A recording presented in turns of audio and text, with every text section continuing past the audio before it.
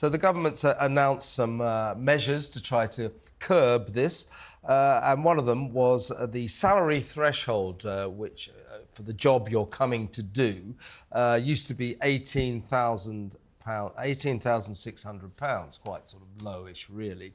So they upped that threshold to £38,700 by next spring. Anyway, we're now learning that actually they've rowed back on that. It's going to be £29,000. And we're hearing that the Tories are trying to say, well, we're going to raise it bit by bit. Well, they didn't say that when they said we're going to put the threshold up. They didn't say that. This is for family members, I think, rather than the primary person applying. Yeah. So this is my point is that this is once again a case of this government talking tough on the migrant crisis, legal and illegal, but not actually walking the walk. They don't seem to be particularly committed to it, and this is a really bad look, isn't it?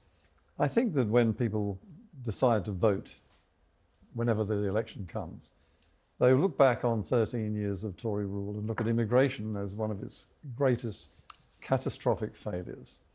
I mean, Boris had no intention of curbing immigration whatsoever. In fact, he was toying with the idea of an amnesty, which would have meant basically an invitation to everybody else to come.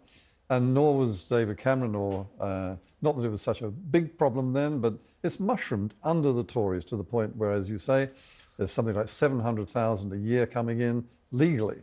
And the illegal immigration is almost tiny by comparison. It infuriates us as we watch them coming aboard in boats uninvited and illegally. But the fact that so many are coming here invited by this government, by our employers who are not training people in Britain to do the jobs, they're now paying people, what is it, did you say, 29,000? 29,000, it's gone from... Why are they staging it? Why don't they simply go the whole hog? Why don't they actually do something? Yeah. But it's interesting, Trevor, that this particular element of the immigration argument sort of hurt the Conservatives in a way, because the criticism has been that they're meant to be the party of family values, and by not allowing spouses to come, they're attacking the family unit. So whilst they're trying to sort immigration out, they've sort of been almost hoisted by their own sort of political petard.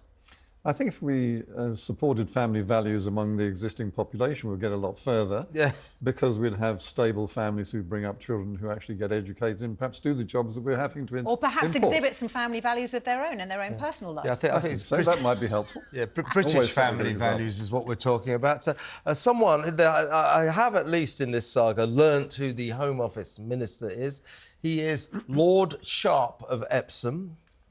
Perhaps not so One of sharp. these people who's obviously so brilliant that he doesn't need to be an MP. They brought him in as a peer.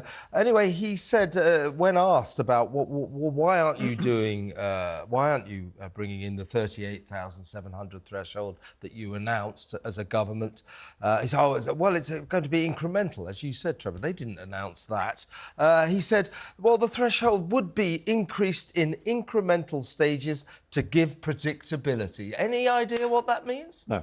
I lived in Epsom until recently. I've never heard of Lord Sharp.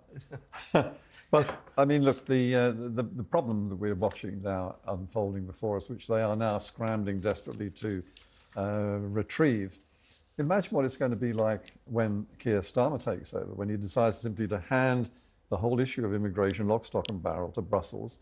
They will tell us how many we're going to get, which is going to be much more than we're getting right now, and we'll have to pay them for the privilege. Extraordinary, extraordinary.